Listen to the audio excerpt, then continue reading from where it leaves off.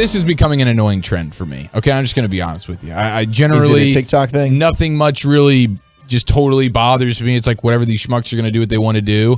But this whole cleaning your Instagram and your social media of the team you play for as a way of just to say, like, I'm pouting. I'm upset now. I'm pouting. And I have conflict with the team. It's kind of childish, in my opinion. Yes. That's the best way to go about it in the social media age. It's right? very middle school, high school-esque. Even I'll give you college. But come on, man. These guys are doing it. Kyler Murray was doing it. Now Hollywood Brown is doing it in Baltimore. I guess, I don't know. Now everybody's wondering. Surprise. Okay. Well, they're both OU guys that played together. Yeah, Hollywood Brown. I mean, hopefully CeeDee Lamb never gets to this point. But it's like, man, Hollywood Brown just completely wiping everything that involves Baltimore Ravens off of his social media accounts, and everybody's scrambling. Oh, my gosh, what's going to happen? And in my mind, I'm like, who cares? He ain't that good. What would it matter? I've been looking to upgrade these Ravens wide receivers for like half a decade now. If I'm Lamar Jackson, I'm throwing up the peace sign saying, go drop balls somewhere else, dog.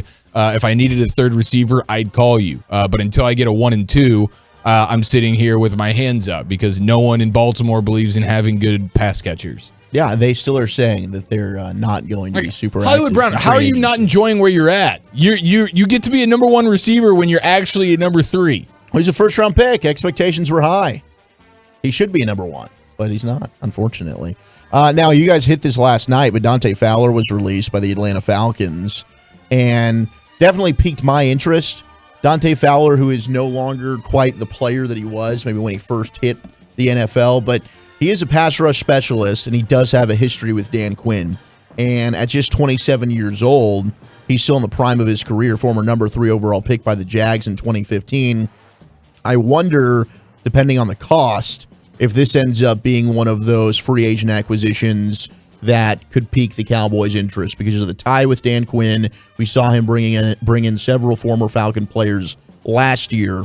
I would probably keep Dante Fowler and monitor what's going on with that situation from a Cowboys lens.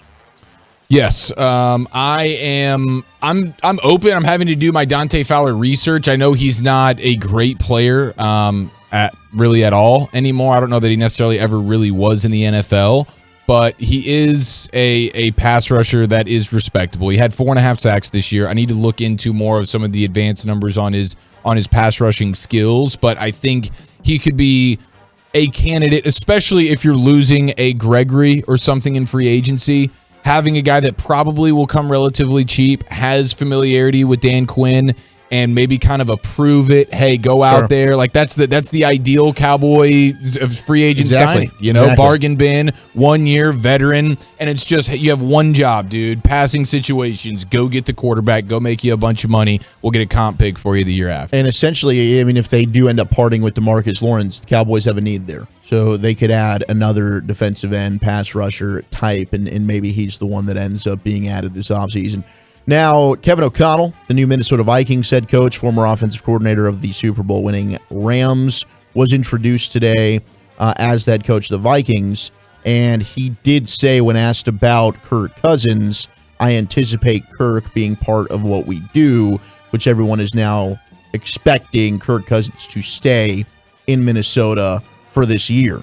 But I think that's also one of those, hey, if maybe we're able to land a Deshaun Watson or some other veteran quarterback that is an upgrade, if you're the Minnesota Vikings, you're probably going to do that. But this is the type of quarterback that, in that McVay-Shanahan tree of offense, play action, get the ball out quick, be accurate. They do like the Kirk Cousins-esque guy. Maybe he can have some success in Kevin O'Connell's system. Yeah, for sure. If I'm Kirk Cousins, I'm feeling good about the idea of getting out from under a Zimmer-style coach and getting into a new age offensive mind like Kevin O'Connell. Of course, if you're the Vikings and the Deshaun Watson thing unfolds in a way that allows you to comfortably bring him on board, then you certainly do that. And I think there'd be a lot of teams that would probably be interested in a guy like Kirk Cousins because he's got 1 year left on his deal. I know it's for a hefty chunk of change. Jumps to mind. They would probably love to have Kirk Cousins. Yeah, Indy would be one. I wonder if even a team like Cleveland, if they can't figure out a way to get out from under Baker with like a Matt Ryan type trade that I know people have discussed a little bit, Maybe a guy like Kirk Cousins fills a void there. I don't know that Washington would necessarily want to bring him back, but that's a team that's probably going to go try and get a Garoppolo or somebody like that, stopgap style, but still respectable. But I mean, I think if the Vikings ended up wanting to trade him, they could get some good stuff for him.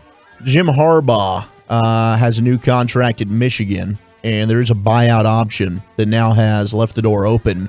If Harbaugh does indeed want to return to the NFL, he flirted with that possibility this offseason, interviewing with Minnesota. A lot rumored that he was going to get that job, but he also cashed in this week with a new 5-year extension with Michigan that includes a base salary of over $7 million this coming year. So good for you, Jim. Nice work, You Jimbo. get that back, buddy. That's how you parlay that situation. Flirt with the NFL, come back, and cash out, baby. 100%. Now, we were wondering the future of Sean McSex and Aaron Donald. Well, from their Super Bowl parade yesterday, there was this run it back between McSex and Aaron Donald. Aaron, Sean McVay just tapped me on the shoulder. He wanted to know if you were interested in running it back. Run it back! Run it back! Run it back! Run it back! Run it back! Give it up for Aaron Donald! What a stud! Everything! We built the super team. We can bring the super team back. Why not run it back? We could be world champions. Yeah! Yeah! Sean McSex, super hyped there. Then we had an Instagram post from Sean McVay's fiancée that says, and no, he is not retiring, as the two of them lounge on the couch, and Sean McSex puts up the peace sign. So he's sipping on some red wine too. As of just right living now, it up. I don't know how clear-headed he is, but it seems as though he's ready to just come back and let's do this baby again. Well, my favorite thing about McSex over the last few days is ever since there was 000s on the clock and confetti was falling down, I have not seen Sean McSex without an alcoholic beverage in his hand. My man. He knows what he's doing. It's either a cold canned beer, it is a red Solo cup, or like in the photo that you're describing here from his lovely lady, it's just some classy vino, man. But that dude, I believe, has not slept nor sobered up since the moment the confetti came raining down upon him from the heavens. Now, a bleep hole of the week nominee for... Oh no, is what is his name?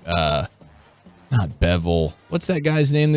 I forget his name. Oh, Darren Ravel. Oh, Darren Ravel. Sorry, no, it's not Darryl him, Bevel, but for there sideswiping you. was video circulating today of Matthew Stafford and his wife Kelly Stafford at the parade as they were getting a picture taken by a photographer by the name of Kelly Smiley. And Kelly, unfortunately, falls off the stage.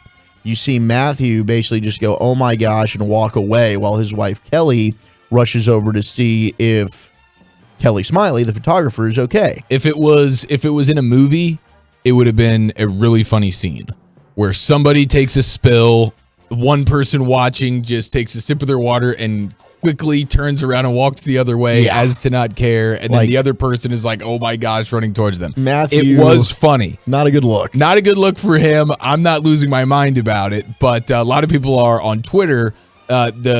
The only reason why it's not as funny now is because did we get an update on the health status of the young lady who fell, broke her cameras, and apparently her spine? So she ended up quote tweeting Barstool Sports tweet of the video that said Stafford saw her fall and told Kelly to take care of it. Well, Kelly Smiley, the photographer, said, unfortunately, I fractured my spine.